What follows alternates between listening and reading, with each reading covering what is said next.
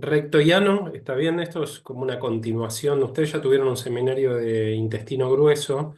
No es un seminario tan largo, vamos a tener algunas cosas se van a repetir y vamos a hablar un poquito de la parte funcional del recto llano, ¿sí? Les voy a compartir pantalla.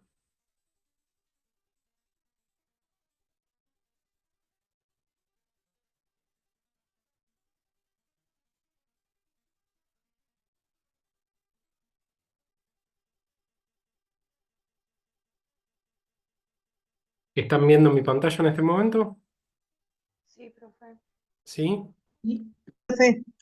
Perfecto. Bueno, vamos a hablar del recto llano. Yo apago mi video por momentos para que ande mejor la conexión, ¿sí? Cualquier cosa, igual ustedes me interrumpen o si me quieren preguntar algo me dicen, no hay ningún problema. El recto hialano es el último segmento del intestino grueso, ¿sí? Conecta el colon sigmoides con el canal anal. Ahora lo vamos a ver en algunas imágenes. Teníamos al ciego, ¿sí? Donde se ubicaba o se conectaba la válvula ileocecal del ileón, colon ascendente, colon transverso, colon descendente, el sigma, ¿sí? El recto y finalmente el esfínter anal. El intestino grueso recibe sangre tanto de las arterias mesentéricas superior al intestino grueso. El intestino, tanto el intestino grueso como el intestino delgado, reciben sangre de las arterias mesentéricas superior y la arteria mesentérica inferior. La arteria mesentérica superior irriga sobre todo al intestino medio o intestino delgado, pero también irriga, da ramas para el ciego, ¿sí? Para el apéndice, para el colon ascendente y para los dos tercios proximales del colon transverso. O sea, la arteria mesentérica inferior irriga todo lo que es intestino delgado, colon ascendente y hasta la mitad del colon transverso. La arteria mesentérica inferior, ambas ramas de la aorta, ¿no? Con la arteria mesentérica superior, irriga al intestino posterior, al tercio posterior del colon transverso, ¿sí? Al colon descendente, al sigma, al recto y a la parte superior del canal anal. Entonces, la arteria, acá tenemos las imágenes. Esto sería arteria mesentérica superior, ¿sí? Irrigando al intestino delgado y a la parte ascendente del intestino grueso. Y acá tenemos a la arteria mesentérica inferior, que va a estar irrigando a la porción distal del colon transverso y a la porción superior del recto.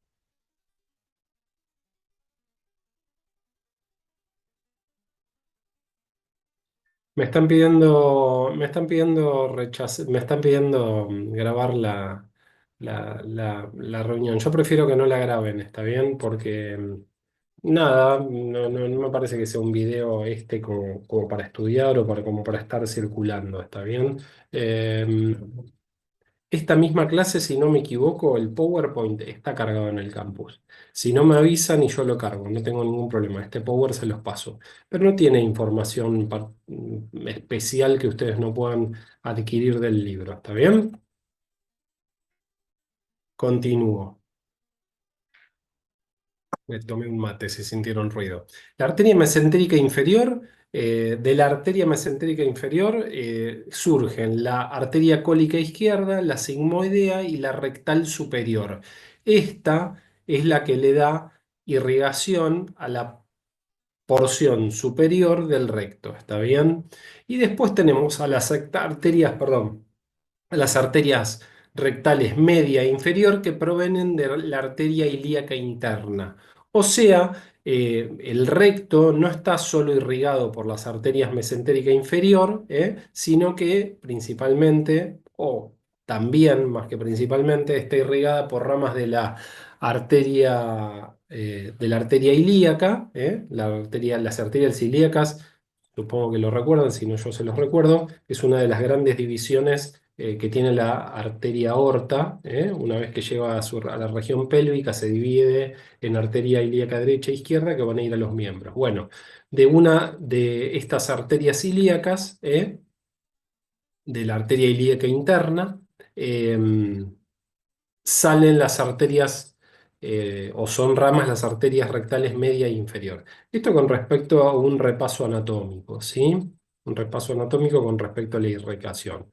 Entonces, el recto tiene una porción superior que está ubicada dentro del peritoneo, está dentro del peritoneo, dentro de la cavidad peritoneal, dentro de las hojas peritoneales. Tiene un tercio medio que es retroperitoneal, el tercio medio del recto está por detrás del peritoneo y el tercio inferior se encuentra dentro del diafragma pélvico, dentro de los músculos que van a transicionar hacia el piso de la pelvis y también es extraperitoneal. ¿Hasta acá venimos bien? ¿Me vienen escuchando bien? Cualquier cosa me dicen. Sí, profe. Bueno.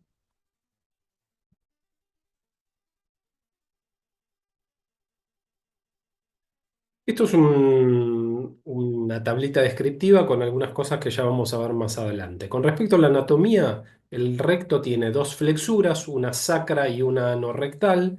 Tiene pliegues, uno superior, medio e inferior. Ya lo vamos a ver en imágenes a esto.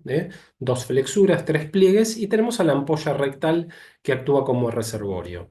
Con respecto a la vascularización, es lo que acabo de nombrar, se los repito ahora de nuevo. Tenemos a las arterias rectal superior, media e inferior. La rectal superior era rama de la arteria mesentérica inferior, la media y la inferior de la ilíaca interna, y las venas rectales superiores, medias e inferiores. Con respecto a la histología, al tipo de epitelio que tiene el recto, es igual a la del resto del intestino grueso, es un epitelio columnar simple. En la zona de transición anal, porque nosotros pasamos del epitelio columnar simple a la piel del ano. La piel del ano, nuestra piel externa, es un epitelio plano estratificado, no que era epitelio plano estratificado, queratinizado. Hay una zona de transición en que el epitelio va perdiendo altura, el epitelio cilíndrico simple va perdiendo altura, se van generando algunas células de aspecto cúbico, no llegan a ser planas como las del epitelio plano estratificado, pero sí empiezan a tener capas, son más cúbicas y no tienen queratina. Entonces, en la zona de transición es un epitelio escamoso, estratificado, pero sin queratina, ¿está bien? ¿Y cuáles son las funciones principalmente del del recto y el ano? El recto todavía conserva alguna función de absorción de electrolitos, más que de electrolitos de agua, y sobre todo propiciar la continencia. ¿Mm? Vamos a repasar la anatomía. Cuenta con dos flexuras, una flexura sacra y una flexura anorrectal. Voy a ver si las puedo mostrar en las imágenes para no hacerlo tan tedioso. ¿eh? Acá tendríamos a la flexura sacra y la flexura anorrectal. Ahora las describo. La flexura sacra resulta de la unión con el sigmoides, resulta de la forma cóncava del hueso sacro, y la flexura no rectal es una curvatura ventral, o sea, hacia adelante, que surge de la circunvalación del recto y está dada por el músculo elevador del ano. Hay un músculo estriado que se inserta en el recto y genera una flexura que genera parte de lo que es el músculo elevador del ano. No posee tenias o austras, no posee tenias o austras como el resto del intestino grueso, y tiene tres pliegues transversos que son las válvulas de Houston. ¿Cuáles son estos pliegues transversos? Ya se los muestro. A ver, perdón, voy para abajo, busco los pliegues transversos para no estar hablando sobre el texto tan abstractamente. Acá tenemos a los pliegues transversos. ¿Sí? Estos son los pliegues transversos. Acá, pliegues transversos, los dice la referencia. Como les repito, este Power está en el campus. Si no está, yo se los paso, no tengo un problema, lo cargo en el campus. Acá tenemos a los pliegues transversos o válvulas de Houston. ¿Sí? La ampolla rectal sirve sobre todo como reservorio, como reservorio que para permitir la continencia hasta que se da la situación óptima como para poder defecar. Y en la porción superior del canal anal tenemos columnas anales o las columnas de Morgagni. ¿Cuáles son las columnas anales? Ya se los muestro. Acá lo tenemos. Esto es el canal anal. Tenemos a las columnas anales, ¿sí? Columnas anales. Acá tenemos a los pliegues de Morgagni. perdón, las columnas anales o columnas de Morgagni, perdón, columnas de Morgagni. Y acá tenemos a los senos renales. En los senos renales existen válvulas anales donde se da en la base de las columnas, en la base de las columnas, se dan donde están eh, las válvulas y acá se genera secreción mucosa en los senos anales. Acá tenemos en la base de las columnas tenemos a la línea pectínea. La línea pectínea es donde comienza el epitelio de transición. Esto es el canal anal superior, el canal anal medio, donde se encuentra el epitelio de transición, y la línea anocutánea. La línea anocutánea es donde ya definitivamente se pierde el epitelio de transición y pasamos al epitelio plano estratificado queratinizado de la piel anal.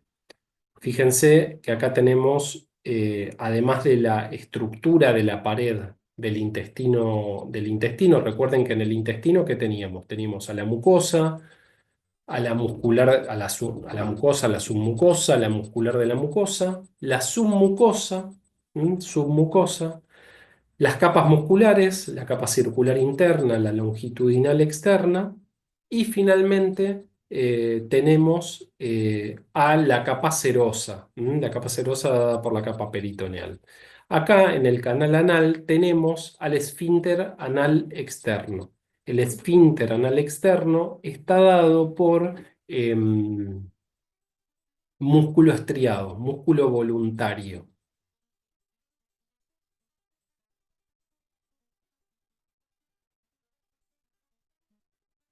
La línea de transición, la que se encuentra en la base de las columnas, se llama línea pectínea, ¿sí? Línea pectínea.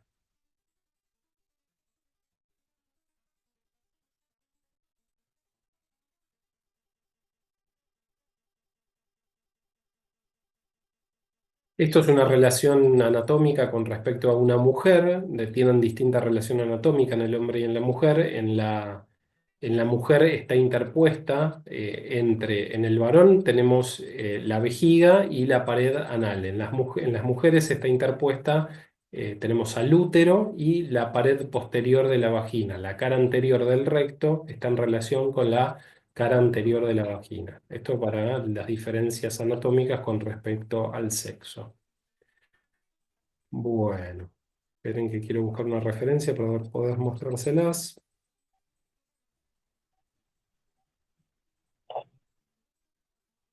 No lo encuentro. Perdón, Sí, profe, tengo una duda. En el plano anterior de la referencia con la mujer, em, no entiendo muy bien cómo está, en qué plano está. ¿Es oblicuo o es sagital?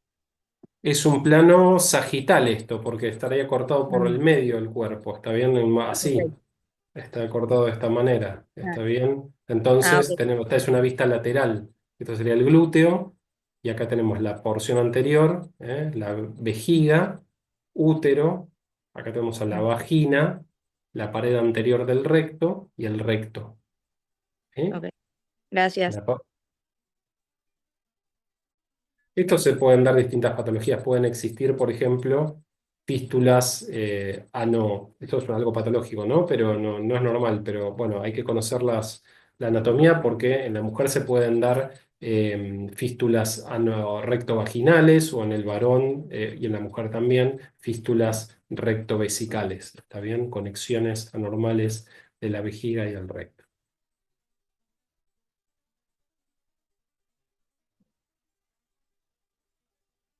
Vamos a hablar de los reflejos. Ahora voy a volver con esto, con los reflejos. En el canal anal existe algo que que rodea el canal anal que es el esfínter anal interno. El esfínter anal interno es involuntario y está dado por músculo liso. Está dado por músculo liso. Eh, Ejerce un control involuntario sobre la continencia y lo que es la defecación.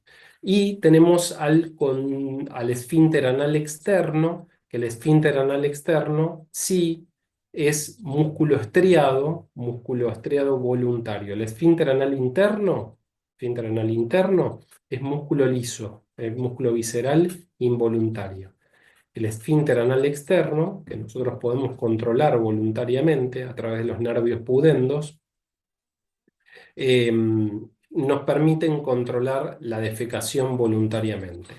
Ahora bien, vamos a ir un poquito más a la parte más funcional.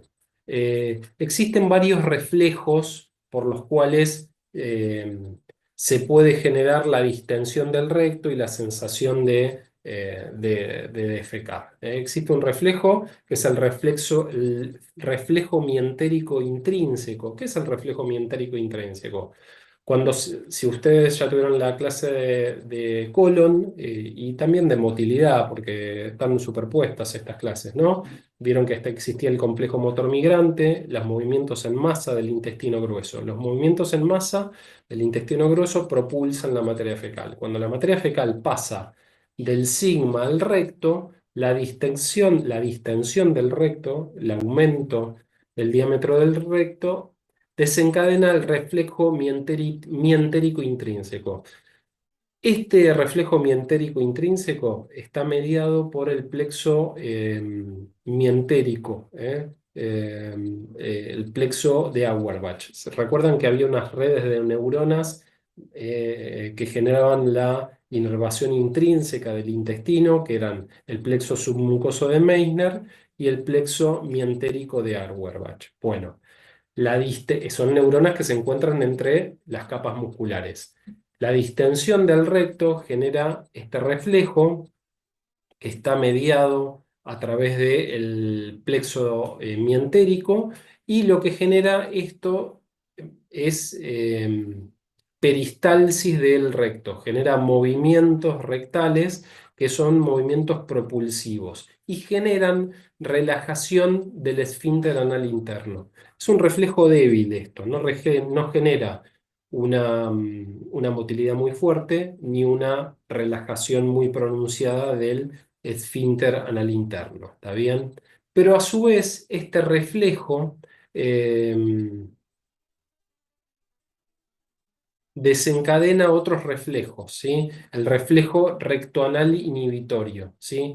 La distensión del recto desencadena el reflejo rectoanal inhibitorio que produce la relajación de toda la estructura rectal y del esfínter anal interno, sobre todo, ¿sí? Reflejo rectoanal inhibitorio. Esto a su vez también desencadena reflejos parasimpáticos. El sistema nervioso parasimpático estimula sobre todo, recuerden, la motilidad gastrointestinal, las secreciones, el principal nervio parasimpático, el nervio vago, la distensión del recto, pero la distensión del recto es detectada y por vías aferentes, vías sensitivas, llevan información estas neuronas hacia el sistema nervioso central. Se informa al sistema nervioso central que el recto se ha distendido, y por los nervios parasimpáticos, sacros parasimpáticos, no por el vago en este punto, sino a través de nervios sacros parasimpáticos, se estimula la motilidad rectal. Y esta estimulación por vía del reflejo parasimpático es una estimulación potente, ¿está bien? Se generan contracciones fuertes del recto y distensión de la ampolla rectal y relajación del esfínter anal interno. Este es el punto en el que nosotros tenemos que contener voluntariamente el esfínter anal externo para no defecar, porque si no ejercemos un control voluntario sobre el esfínter anal externo, se produce la defecación, la relajación del esfínter anal externo. Entonces, dentro de lo que son los reflejos involuntarios, tenemos al reflejo mientérico intrínseco, al reflejo rectoanal inhibitorio por distensión del recto y al reflejo parasimpático. Em,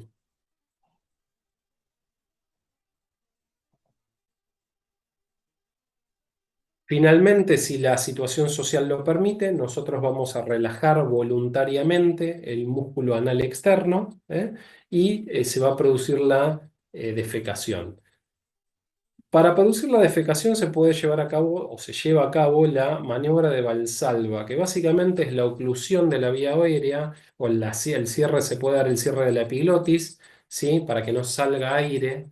El descenso del diafragma, el diafragma se infla en los pulmones, se carga aire, se cierra la epiglotis, desciende el diafragma porque estamos en inspiración, la cincha abdominal se contrae, se aprieta el abdomen, y eso hace que aumente la presión dentro del abdomen.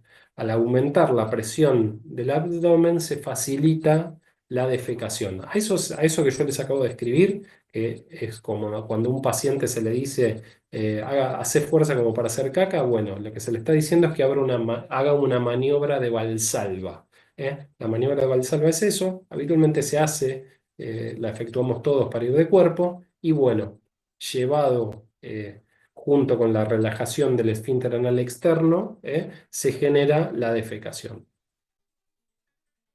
El esfínter anal externo está inervado por nervios pudendos, nervios voluntarios.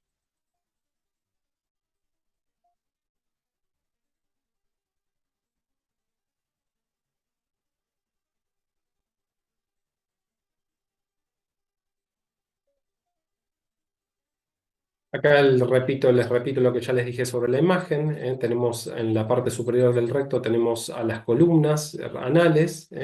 En la porción inferior de las columnas tenemos a las válvulas anales, y en las válvulas anales lo que se secreta en esos senos anales, se secreta moco que lubrica el canal anal para que esté lubricado durante la defecación.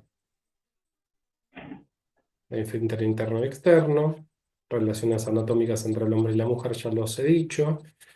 Arterias rectales, ya lo nombré también. Esto es con respecto a la irrigación, lo tengo redundante en el mismo Power. Esto ya se los nombré. Lo que no les nombré es el drenaje venoso. El drenaje venoso, la vena rectal superior, drena la porción superior del recto en el sistema venoso porta. ¿Recuerdan lo que hace la vena porta? Yo sé que muchos no tuvieron anatomía, ¿está bien? Al menos algunas de mis comisiones sé que no tuvieron anatomía. La vena porta drena toda la sangre que proviene del intestino delgado y el intestino grueso, y va hacia el hígado. El mayor flujo sanguíneo hacia el hígado proviene de la vena porta. No sé si la gran mayoría lo sabía o algunos lo sabían. ¿Mm? Bueno, las venas rectales superiores, a través de las venas rectales superiores, drenan la irrigación venosa del recto superior a través de la vena porta. Las venas rectales medias e inferiores drenan la arteria.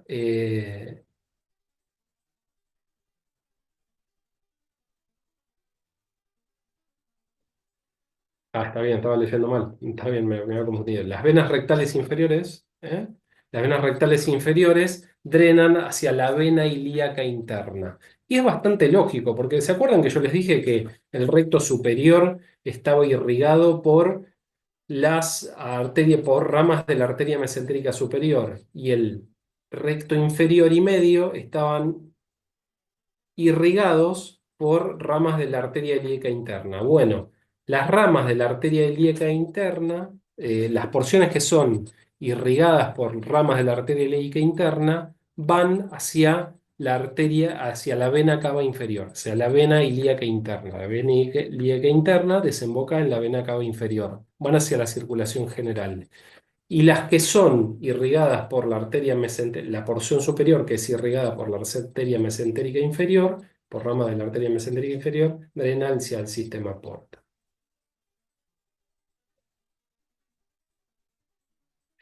La inervación extrínseca del recto y el ánico al recto y el ano, la inervación simpática depende del plexo mesentérico inferior, y la parasimpática depende de los nervios espláncnicos y pélvicos.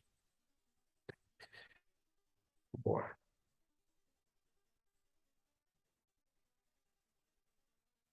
Acá tenemos un poco el epitelio columnar, el epitelio mucoso. ¿sí? El epitelio columnar del intestino, del recto y el ano. Acá tenemos al epitelio cilíndrico simple, está escamoso, estratificado, no queratinizado. Esto se da en el epitelio de transición, en la porción rectal media. La ampolla rectal es un órgano de continencia. La ampolla rectal nos permite, habitualmente la ampolla rectal no está ocupada. En general, cuando está ocupada, se generan los reflejos de distensión y esta distensión lo que genera es sensación de ganas de ir de cuerpo. Y por eso es que cuando se generan esos reflejos, se relaja el esfínter anal interno y a nosotros tenemos la sensación de ir al baño y en general relajamos voluntariamente el esfínter anal externo para poder defecar. Si eso no sucede, si la situación social no lo permite y nosotros contraemos el esfínter anal externo, después de un tiempo los reflejos se agotan, no permanecen para siempre. Cuando uno se aguanta las ganas de ir de cuerpo, después de un rato esa sensación de ganas de ir de cuerpo se inhibe, está bien, se inhibe momentáneamente. Bueno. Cuando llega materia fecal a la ampolla rectal, se generan los reflejos, reflejos intrínsecos y los reflejos parasimpáticos que estimulan la motilidad, ¿sí?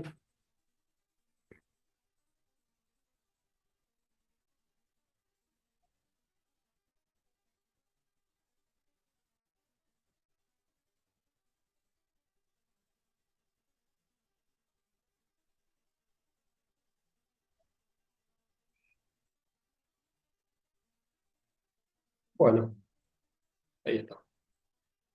Lo más importante de este tema se los he dado, pues, algún detalle, pero al haberme desplazado sobre las imágenes no me han quedado pendientes. Después me avisan si quieren a través de alguna de mis comisiones si está cargado esto en el campus y yo se los cargo. ¿Está bien? No sé si alguien me quiere hacer alguna pregunta o tiene alguna duda con respecto a recto y ano. Tienen que conocer las características histológicas con respecto a la anatomía, lo que es la irrigación arterial, el drenaje venoso. ¿Saben por qué es importante lo del drenaje venoso? Primero por conocer la anatomía y también porque los tumores del recto inferior, em, no hacen metástasis en el hígado, sino que pueden hacer metástasis en otros puntos, porque la circulación venosa del recto inferior no se da a través del hígado. Los tumores del recto superior dan metástasis, por ejemplo, en el hígado porque son drenados a través de la vena portal. Eso con respecto a las diferencias del drenaje venoso, porque tienen importancia estas cosas. Pero bueno, tienen que conocer las características histológicas, qué le da la inervación, cuáles son los reflejos que permiten la defecación, cuáles son las estructuras anatómicas que permiten la continencia, el esfínter anal interno, el externo, algo que no los nombré, que son los paquetes hemorroidales. A la salida del ano existe drenaje venoso, está bien, en la región de transición existe un drenaje venoso, que son paquetes hemorroidales, que son lo que nosotros conocemos como hemorroides internas. Está bien que a veces pueden congestionarse, llenarse de sangre y generar inflamación. Bueno, creo que nada Profe, más. Sí. justamente esa inflamación se da porque se anastomosan, ¿no? La vena inferior y la superior. Hay mucho Sí, caudal. Sí, por mucho caudar, por esfuerzo defecatorio, por dilatación de esfuerzo defecatorio y por déficit en el drenaje. Por eso es que las personas que tienen hemorroides se las manda a hacer baños de asiento, sobre todo, y con malva. La malva tiene un efecto anestésico, una fitoterapia, por decirlo de alguna manera. Tiene un efecto analgésico, pero lo que más ayuda en los baños de asiento se lo manda a las personas a sentarse sobre un tacho de agua caliente. ¿Para qué? Para que haya calor y vasodilatación y mejore la circulación venosa. También a las personas que tienen hemorroides se le dan venotónicos, que se sirven para gastar plata y no tienen mucho efecto, pero bueno, se usan igual, y analgésicos para desinflamar. Ah, no sabía que se aplicaba calor, pensé que era hacía todo lo contrario. Durante la fase de dolor, una fase muy aguda, se puede dar un poco de frío, está bien, pero en realidad para mejorar la circulación venosa lo que se dan baños de asiento, ¿eh? Se les manda a hervir malva, un puñado de malva, se hierve un poco, la malva tiene un efecto antiinflamatorio, no es fundamental, se puede hacer solo con agua caliente y sentarse arriba del tacho de agua caliente, ¿eh? Eso es más que todo para mejorar la circulación, analgésicos y venotónicos.